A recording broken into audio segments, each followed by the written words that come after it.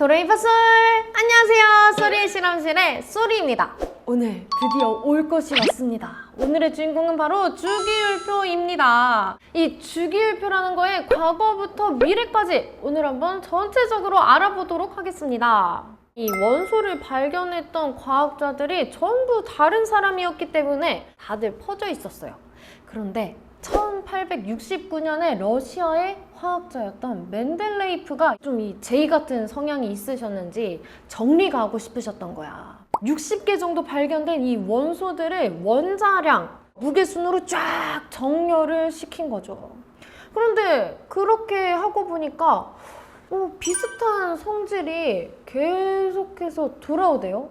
그래서 이거를 그냥 일자로 쭉 나열할 게 아니라 주기가 돌아오는 거에 맞춰서 표의 형태로 아래로 내려가 보자 해서 만들어진 게 바로 주기율표입니다. 그런데 이분이 진짜 대단했던 게 아직 발견되지 않은 원소들까지 고려를 해서 빈칸을 뻥뻥 뚫면서 표를 채우기 시작합니다. 우리가 책꽂이를 정리할 때 보면은 그냥 있는 애들로만 정리를 하기 마련이잖아요. 근데 이분께서는 가나 다라까지 정리를 했는데 마가 없어요. 그러면 그 다음에 발을 붙이는 게 아니라 마자리 곱게 비워놓고 바사 이렇게 뒤로 나간 거죠. 이렇게 빈칸을 뻥뻥 뚫어놓고 이 자리에 나타날 미래의 원소는 이런 특징을 가졌을 거야. 또 얘는 이런 특징을 가졌을 거야. 추측을 하기 시작합니다. 그런데 그가 했던 추측이 나중에 원소들이 발견되니까 진짜로 맞는 거예요. 에카라는 게 산크리스토어로 1이라는 숫자예요. 그러니까 에카 알루미늄이라는 거는 알루미늄 다음에 올 원소라는 뜻으로 이름을 일단은 잡아놨던 거죠. 근데 그게 실제로 에카 알루미늄이라고 예상했던 게 나중에 갈륨으로 밝혀졌고요. 에카 붕소가 스칸듐으로, 또 에카 규소가 게르마늄, 이런 식으로 새로운 원소들이 발견되게 됩니다. 이런 일들이 벌어지니까 이 과학자들 사이에서는 이거 진짜 미친 사람 아닌가, 이걸 어떻게 맞추는가, 정말 예언자로 불리기도 합니다. 이 멘델레이프 씨께서 처음에 이 주기율표를 구상을 하셨을 때 너무 흥분감이 올라왔을 거 아니에요. 그래서 기차를 타고 계셨는데 막 아무데나 일단 적으셨어요. 근데 그게 기차의 티켓이었던 거죠. 그래서 거기다가 그림을 그리는 바람에 하마터면 이 기차 티켓을 날려버릴 뻔했다는 일화도 있어요. 이번에는 이 주기율표를 조금 더 자세히 들여다볼게요. 언뜻 봤을 때 뭔가 달력 느낌 나지 않나요? 이 달력도 생각해보면은 주기성을 가져요. 일단 세로줄을 봤을 때 같은 요일이 반복되죠. 그다음에 같은 요일에 있는 숫자들은 우리가 비슷한 느낌을 가져요. 예를 들면은 월요일 돌아올 때마다 항상 처지죠. 월요병 오고 잠 오고 일하기 싫고, 그러다가 주말이 되면 정말 이제 폭발을 하죠. 에너지가 폭발을 하고 정말 행복해졌다가 다시 월요일로 돌아오면 축 처지고 월요병이 찾아옵니다. 이 세로 줄을 기준으로 비슷한 성질이 돌아와요. 주기율표에서도 세로 줄을 기준으로 같은 줄에 있는 원소들이 비슷한 성격을 가집니다.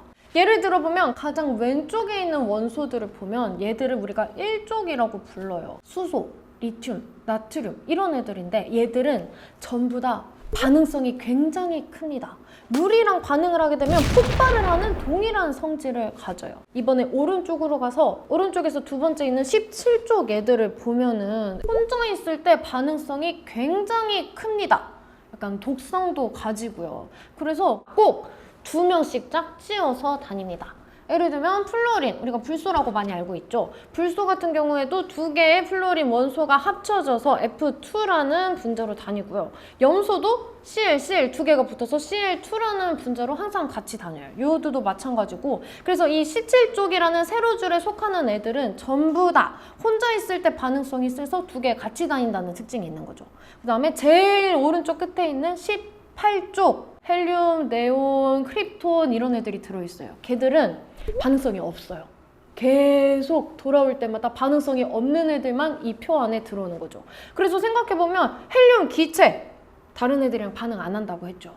네온 반응 안 하죠. 그래서 우리가 이 공장에서 기체에 쏴가지고 할 때 많이 쓴다고 했죠. 이렇게 반응성이 없는 애들이 18쪽에 다 모여 있습니다. 이렇게 세로줄은 비슷한 성질들을 같이 갖는 애들만 모여있다고 생각하면 돼요.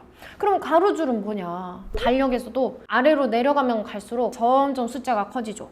주기율표에서도 아래줄로 내려갈 때마다 이 원자를 둘러싸고 있는 전자의 개수가 한 껍질씩 늘어나서 점점 아래로 갈수록 크기가 커지게 됩니다. 그래서 주기율표를 전체적으로 생각해 보면은 아래로 내려갈수록 크기가 커진다. 그리고 같은 세로줄이면은 성질이 같다. 이렇게 생각을 해볼 수 있는 거죠. 그래서 멘델레이프가 빈칸에 원소의 크기가 어느 정도일지, 성질이 위아래랑 비교했을 때 어떨지 예상을 해볼 수 있는 거죠. 그렇다고 해서 멘델레이프의 모든 예측이 맞았냐? 지금 우리가 배우고 있는 이 주기율표랑 비교를 해보면 그가 처음에 작성했었던 거랑 약간씩 차이가 있어요. 근데 그럴 수밖에 없는 게 지금 우리는 주기율표를 배열할 때 원자 번호라는 기준으로 줄을 세워요. 이 원자라는 거는 가운데 똘똘똘 뭉쳐있는 플러스 양성자들 그리고 중성자들이 모여 있어요. 그 주위를 전자들이 막 돌고 있는 구조죠. 그 중에 이 가운데 있는 핵, 여기에 양성자가 몇 개 있는가가 원자 번호예요. 그래서 주기율표의 앞에서부터 보면 수소는 양성자 하나, 헬륨은 2개, 리튬은 3개 이렇게 점점점 올라가는 게 주기율표다라는 게 현대의 이야기인 거죠. 근데 당시에는 이런 개념이 아예 없었어요. 그러다 보니까 텔루륨이랑 아이오딘이라는 애가 조금 위치가 애매해. 무게로 봤을 때는 텔루륨이 127.6, 아이오딘이 126.9. 그래서 텔루륨이 조금 더 무거워요. 그래서 멘델레이프가 예측했을 때는 텔루륨이 더 뒤로 가야 된다 생각했던 거죠. 그런데 무게대로 배열을 해보니까 위아래랑 성질이 안 맞네? 그래서 반대로 배열을 해봤더니 딱 맞아 떨어지는 거예요. 그래서 이때 멘델레이프가 고민을 엄청나게 합니다. 하지만 세로줄별로 돌아오는 주기성의 확신이 있었기 때문에 이 원자량대로 배열한다는 규칙을 스스로 깨고 바꿉니다. 그래서 우리가 지금 보고 있는 텔루륨이 앞에 아이오딘이 뒤에 있는 형태로 변주를 주게 되죠. 시간이 지나면서 양성자에 대한 개념이 생기고 이 양성자 개수 때문에 순서가 바뀌어야 됐구나 라는 거를 새롭게 발견하게 됩니다. 그러니까 그때는 멘델레이프가 이거 좀 이상한 변수인데 라고 생각했던 게 현대에 와서는 정확히 들어맞는 거죠. 이렇게나 멘델레이프가 적중률이 엄청났다는 겁니다. 모든 물질들은 금속이거나 혹은 금속이 아닌 비금속이거나 혹은 애매한 그 중간 지점의 상태인 중금속으로 크게 분류를 할 수 있어요. 근데 이 주기율표에 있는 원소들도 어느 정도 나눠볼 수 있는데 신기하게도 경향성이 있어요. 왼쪽에 있는 애들 그리고 주기율표의 대부분이 금속이에요. 그래서 우리가 소리 실험실에서 다뤘던 원소들도 대부분이 금속이었죠. 그다음에 반대쪽으로 가면은 거의 다 비금속입니다. 이 금속과 비금속의 차이는 확연해요. 일단 금속 같은 경우에는 우리가 전에 이야기했던 전성과 연성, 잘 늘어나고 잘 퍼지고 또 전기가 잘 통한다든지 이런 특징들이 있죠. 비금속은 딱 반대라고 생각하면 돼요. 뭐 전기가 통하지 않는다는 게 가장 큰 특징이 되겠죠. 그렇다면 가운데 있는 애들은 뭐냐? 이 텅 빈 얘네들은 뭘로 분류를 해야 되냐? 애매한 포지션인 중금속이라고 말을 합니다. 예를 들자면 뭐 붕소, 규소, 비소, 안티모니 이런 애들이 있어요. 반도체로 많이 쓰입니다. 반도체라는 것 자체가 도체도 될 수 있고 부도체도 될 수 있다. 즉 전기가 통할 수도 있고 안 통할 수도 있는 물질이라고 생각하면 돼요. 그게 금속과 비금속의 중간 성질을 가진 준금속 애들이 하기에 정말 딱인 역할인 거죠. 그래서 이 전체적인 틀을 다시 보자면 금속, 비금속, 그리고 그 가운데 있는 준금속으로 크게 나눌 수 있지만 그렇다고 해서 한 원소가 있을 때 명확하게 금속이다, 비금속이다, 혹은 중금속이다 라고 말하는 것보다는 이 그라데이션 속에 속해 있다라고 생각을 하는 게 좋아요. 즉, 경계가 명확하지 않습니다.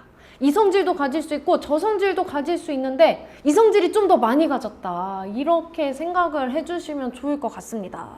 오늘은 이 주기율표가 어떻게 탄생했는지, 그리고 이 작은 표 안에서 우리가 어떤 정보들을 알아낼 수 있는지를 같이 이야기해봤습니다. 다음에는 주기율표를 가지고 우리가 예측할 수 있는 미래에 대한 얘기를 해보려고 해요. 다 같이 어떤 미래가 다가올지를 상상해보면서 오늘은 여기까지 하도록 하겠습니다. 그럼 안녕! 끝!